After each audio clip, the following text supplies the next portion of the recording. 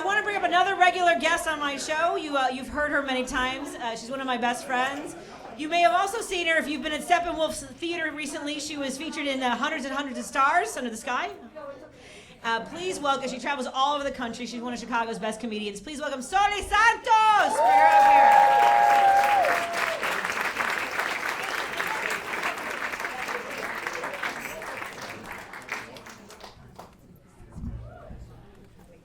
How's everybody doing tonight? Oh, I'm gonna put this down here. Okay, it's great to be, I love performing in my own city. It's so great. I'm a native Chicagoan.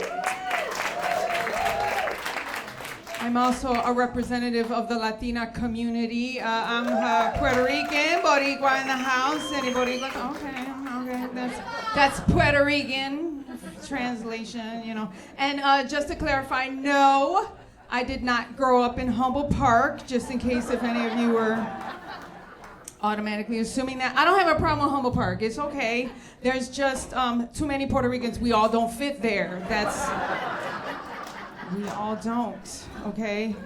But I did grow up in the tough city streets of Chicago, okay? I'm from Wrigleyville, okay? I'll fight anybody who doesn't know how to parallel park. Do you understand what I'm saying right now, okay? Parking is precious, okay? It is, it's cool. I hesitate, I don't know if I should say Happy New Year? Yeah. Happy New Year? Okay, all right, you know, I got mixed emotions from the audience. They were like, you know, it's like, I know, it's like, I feel like it's already the 13th month of 2026, you know. A lot has happened. A lot happened in 2025, you know, so I felt the need at the end of 2025, I felt the need to get away, you know, I wanted to go on vacation, get a little break, and I thought I was getting away. Right before New Year's Eve, I took a trip to Puerto Rico and flew into the same airport that Maduro flew in just 4 days later, okay? The only reason why I knew that was happening was because that airport is very tiny, and I was trying to get to the beach wondering why there was so much traffic. I was like, what's going on here? I realized, though, that from Chicago, this is a town in Aguadilla, Puerto Rico. It's the northwest side of the island. It's 2.5 hours from San Juan. And you cannot take a direct flight from Chicago to Aguadilla, okay? You have to fly in through Newark to Aguadilla, and it's always a red eye, okay? It's always a red eye. So when Maduro flew in, all I thought was, damn, he had to take a connecting flight on a red eye too. Even he can't get a straight flight to the East Coast. That shit's crazy, okay?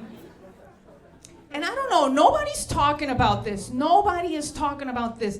But every time I hear Maduro's name, I don't know if you guys know what it means. Señor Maduro is Mr. Ripe in English, okay?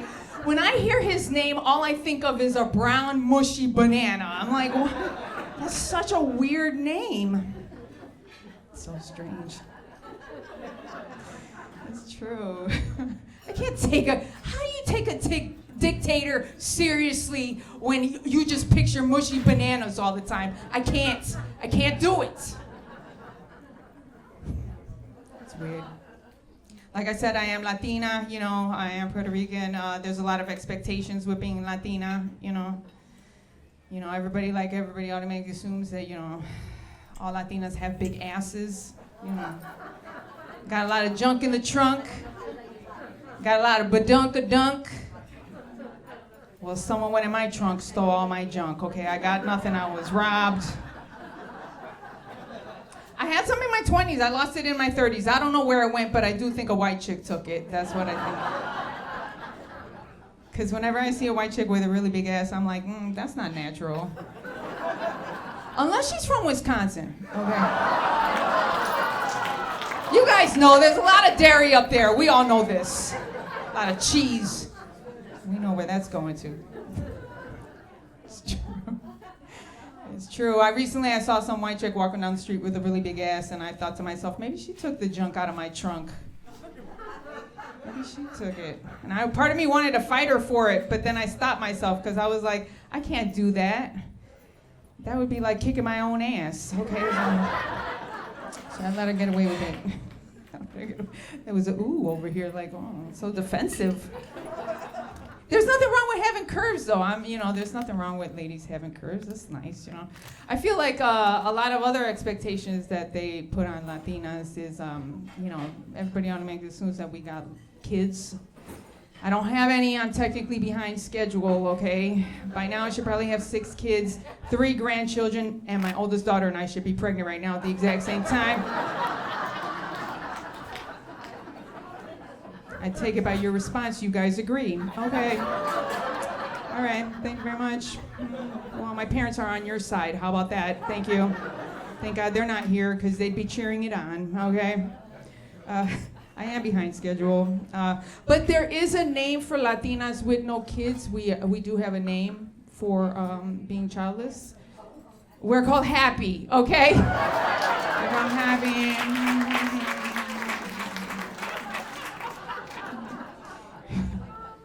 I dance salsa and scream out huepa every time I get my period. That's what it's on. Maybe I shouldn't be talking about that. There's food in the room. I'm sorry. Sorry about that. It is. It's true. It's true. But there's a lot of expectations with all that stuff. With having junk in the trunk and stuff. Like J-Lo doesn't make that any easier. Like her ass is like the floating mountains in the 3D version of Avatar. I want to reach out and be like, oh my God, is that real? My ass is more like the hill at a kiddie park. There's usually a homeless guy passed out on it, okay?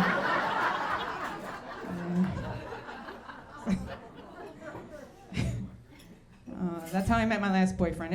Dating's hard, okay? It is tough. I grew up in a house with just boys. I'm a little bit of a tomboy. I grew up in a house with just boys. I have 3 brothers, and again, being a Latino house, there was a lot of machismo, and with growing up in a house with machismo and patriarchy and toxic masculinity, there was so much testosterone in that house that by the age of 6, my mom had to take me to go my mustache waxed. Okay, that's really. I was the only kid in the 1st grade with a unibrow. My friends were calling me Frida Kahlo. It was weird. It was weird. I felt a lot of pressure. I was like, I don't know how to paint, and I'm not Mexican. This is a lot for a 6-year-old. It didn't help the fact my mom would put braids across my head and make me wear floral dresses on whole baskets for no reason. I was like, why am I holding this? I just want to go out and play. A lot's going on this year. A lot has been going on.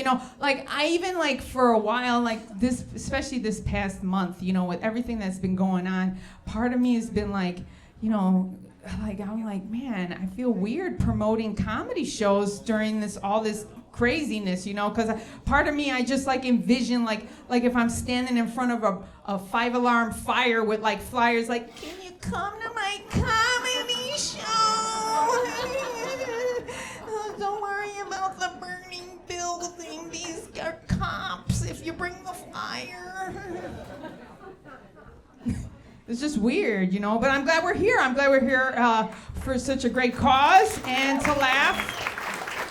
And they have a delicious pizza. It's awesome, But it's a lot of pressure, feeling like all the stress with everything that's been going on. So, I do find ways to try to de-stress, I try not to take it out on the guys I'm dating, though, but it's kind of hard, They are trying to take women's rights away. Not the guys I'm dating, but just, thank you, guys. That's really, so it's like, and as a girl that grew up with just boys, and I learned some things. I didn't learn how to fight in the streets. Some kids had to worry about getting jumped walking home from school. You know what I mean? I was fortunate I didn't have to worry about that, but I did have to worry about getting jumped walking from the kitchen to the living room. You know what I'm saying? Just be minding my own business. I'd hear, get the girl, and I'd be like, oh my God, that's me. Mathematically, I'm it. So I learned how to fight.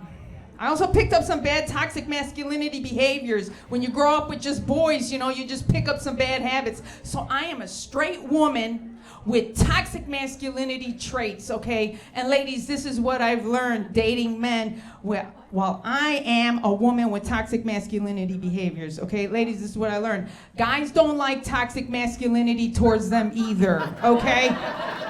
They don't like it. They're not the only ones that are emotionally unavailable, so am I. I'm dead inside, all right? I don't like public displays of affection. That's like weird to me. Like in my house, I grew up in a loving home, but it wasn't an affectionate one, okay? In my house, the love language was verbal abuse, okay? I would, to this day, if I walk into the house, my parents' house, if one of my brothers is there and I don't hear, what's up, ugly, something's wrong. Something serious has gone wrong, okay?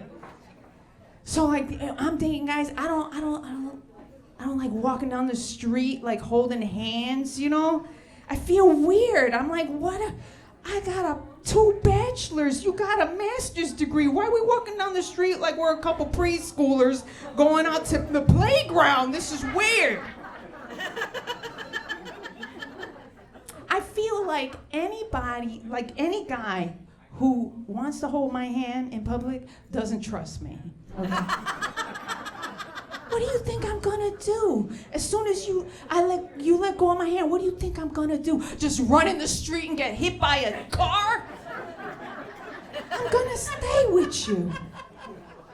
Listen, if I'm walking down the street holding your hand and I let it go and start running, just consider it that we broke up. You guys, thank you all so much. My name is Soli Santos.